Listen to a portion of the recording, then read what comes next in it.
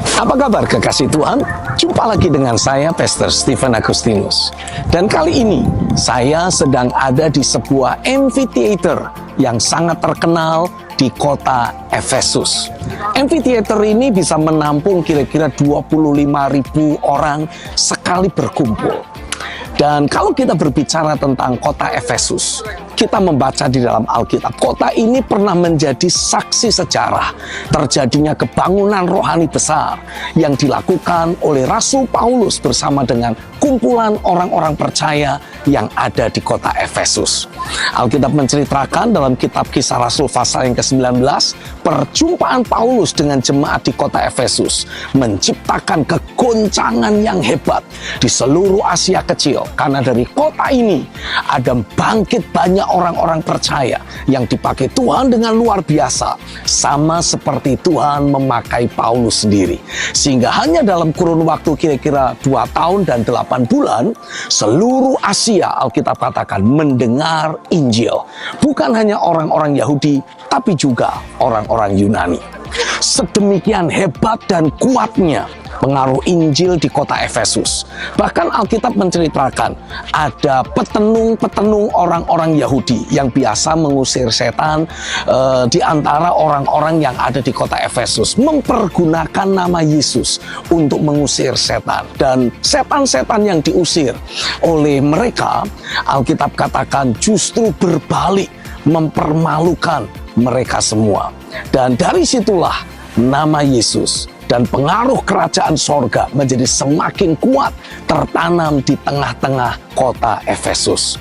Dan kekasih Tuhan, kalau kita belajar di dalam Alkitab, pengaruh yang sedemikian kuat bukan hanya sekedar membangkitkan ada begitu banyak pertobatan di kota ini, tapi juga menciptakan terjadinya pergolakan sosial dan ekonomi.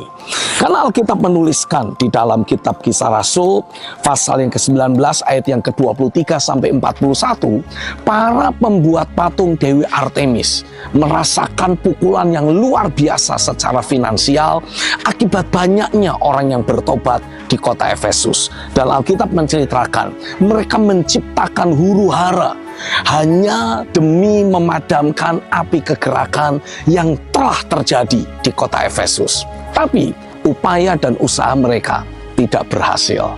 Mungkin muncul sebuah pertanyaan, kalau sedemikian kuat impact dan dampak kegerakan rohani yang terjadi di kota Efesus, kenapa pada saat ini sepertinya tidak ada impact-nya lagi, sepertinya tidak ada sisa-sisanya lagi? Bahkan dalam kitab Wahyu pasal yang kedua, Alkitab jelas menuliskan Tuhan menegur jemaat Efesus karena dituliskan di Alkitab mereka telah meninggalkan kasih yang mula-mula. Penyebabnya tidak lain adalah karena Alkitab menuliskan di dalam kitab Kisah Rasul pasal yang ke-20 ayat 29 sampai 30, Paulus pernah memberikan sebuah warning. Alkitab menuliskan, Paulus berkata, "Aku tahu bahwa sesudah aku pergi, serigala-serigala yang ganas akan masuk ke tengah-tengah kamu dan tidak akan menyayangkan kawanan itu. Bahkan dari antara kamu sendiri akan muncul beberapa orang yang dengan ajaran palsu mereka berusaha menarik murid-murid dari jalan yang benar dan supaya mengikut mereka." Lalu di dalam kitab 2 Timotius 1 ayat 15, Alkitab juga menuliskan, Paulus berkata kepada Timotius, "Engkau tahu bahwa semua mereka yang di daerah Asia Kecil berpaling daripadaku, termasuk Figelus dan Hermogenes." Dari dua bagian ayat firman ini, kita telah belajar masuknya serigala-serigala yang ganas, yaitu guru-guru palsu, pengajar-pengajar palsu, saudara-saudara palsu yang masuk ke tengah-tengah kumpulan orang percaya yang ada di Efesus dan mulai mempengaruhi mereka untuk berpaling dari apa yang Paulus sudah ajarkan dan bahkan mencoba memutus hubungan dengan keberadaan Paulus sendiri sebagai orang kegerakan yang dari Tuhan. Inilah yang menjadi penyebab padamnya api kegerakan yang ada di kota Efesus. Hari ini sebagai hamba Tuhan, saya ingin memberikan penegasan kepada setiap saudara. Sadarilah bahwa setiap pengajaran yang kita dengar sebetulnya mengandung sebuah dimensi rohani tertentu.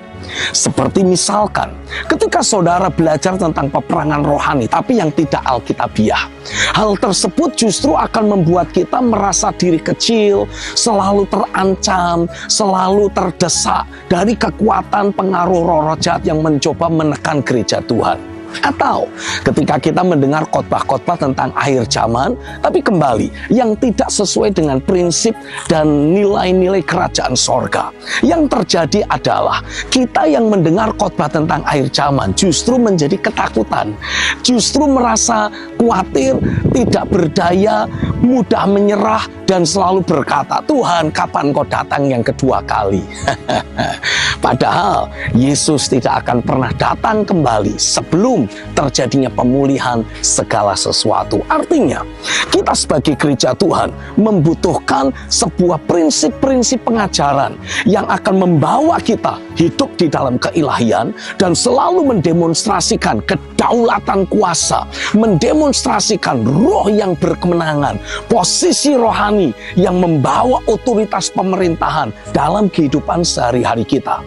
Pastikan kita telah dibangun di atas fondasi Kristus, dan pastikan kita terus dibangun dengan prinsip-prinsip kebenaran firman yang betul-betul alkitabiah, yang membawa kita hidup dalam keilahian, membawa kita terhubung dengan roh kebangkitan dari Kristus Yesus sendiri. Dengan saudara membaptis diri di dalam pengajaran-pengajaran yang alkitabiah, saya percaya api kebangunan rohani itu akan berkobar dalam hidupmu. Sama seperti jemaat di kota Efesus, ketika mereka ada di bawah pengayoman Apolos, sepertinya tidak ada sesuatu yang terjadi. Sampai-sampai Paulus sendiri merasa heran. Ini ada kumpulan orang percaya mengaku diri sebagai murid, tapi kok kehidupan sehari-harinya terus bermasalah dan kalah. Tidak ada tanda-tanda kuasa kebangkitan Kristus, tidak ada tanda-tanda roh yang berkemenangan. Sehingga Paulus harus bertanya, sudahkah engkau menerima Roh Kudus pada saat engkau menjadi orang percaya? Karena bagi orang-orang percaya yang terhubung dengan realita kerajaan, pasti hidupnya itu tidak akan biasa-biasa saja. Pasti keberadaannya akan mendemonstrasikan kuasa kebangkitan Kristus. Pasti kehidupan sehari-harinya selalu berkemenangan dalam segala hal. Haleluya. Nah, saat jemaat di kota Efesus diayomi oleh Paulus, dan kemudian secara spesifik Paulus mengajar orang-orang yang percaya tentang pemberitaan kerajaan sorga di ruang kuliah Tiranus, sebuah tempat yang mungkin biasa dipakai untuk mengajar oleh guru-guru besar, dan salah satu guru besar yang ada di kota Efesus bernama Tiranus. Paulus meminjam tempat itu untuk dia membagikan nilai-nilai kerajaan, menanamkan fondasi Kristus, dan membangun hidup jemaat Efesus dengan prinsip-prinsip kebenaran, dengan nilai-nilai kerajaan sorga, membawa mereka terhubung dengan kuasa kebangkitan Kristus. Dalam waktu yang singkat, hanya 2 tahun 8 bulan, seluruh jemaat dipakai Tuhan menggoncangkan seluruh Asia. Saat ini saya berdoa, dari kota Efesus, api kegerakan yang sama akan kembali tercurah dalam hidup saudara ketika engkau membaptis dirimu di dalam nilai-nilai kerajaan sorga, membaptis dirimu dengan pengajaran yang membawamu terhubung secara langsung dengan kuasa kebangkitan Kristus, dengan roh yang berkemenangan, sehingga posisi yang memerintah bersama dengan Kristus betul-betul terjadi, termanifestasi dalam kehidupanmu sehari-hari. Hari ini saya berdoa, biarlah lewat message saat ini, engkau tidak akan pernah menjadi jemaat biasa lagi. Sebaliknya, engkau akan terus menjadi jemaat yang berkemenangan dalam segala hal, bangkit dalam kuasa roh, berkemenangan menaklukkan setiap tantangan, masalah, pergumulan yang kau hadapi. Engkau betul-betul menelan maut dengan segala manifestasi dan kuasanya di dalam kemenangan Kristus. Haleluya. Dan sekali lagi, dari kota Efesus, saya berdoa, api kebangunan rohani sekali lagi dicurahkan dalam hidupmu. Dan buat engkau yang terus mengalami ada api kebangunan rohani secara pribadi berkobar dalam hidupmu, engkau menikmati personal revival. Saya berdoa dari kota Efesus ini, api kebangunan rohani yang secara pribadi engkau alami tidak berhenti dalam hidupmu, tapi akan terus menyebar, akan terus menular ke sebanyak mungkin orang yang ada di lingkar pengaruh kehidupanmu. Keep on fire, maju terus. Tuhan memberkati. Kita ketemu dalam program yang berikutnya. God bless you. I love you.